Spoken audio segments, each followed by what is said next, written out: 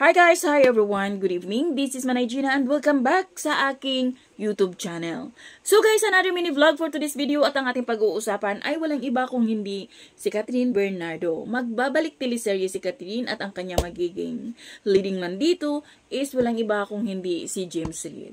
So alam naman natin guys na matagal-tagal na din, ilang years na din hindi nakapag-teleserye si Catherine at ganun din si James Reid.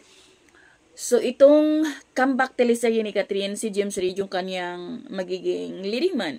So, aabangan natin guys kung anong klaseng teleserye ang gagawin nila. Action ba? O ano ba? Love story? Or may pa-suspense? Or basta, di natin alam. Pero, merong teleserye na gagawin si Catherine at saka si James Reid. So, sana guys, abangan natin at papanoorin, titingnan natin kung anong klaseng atake na naman ang gagawin ni Catherine since first time ba na magka-work si Catherine at saka si James? Di ako sure. Pero yun nga, abangan natin kasi syempre bagong adjustment ito ni Kat, bagong pakikisama, syempre hindi naman sila, hindi sila nagka-work ni James Reid. So yun lang guys, abangan natin ang teleserye at kung anong mang klaseng teleserye yun, malalaman natin sa takdang panahon. Charis!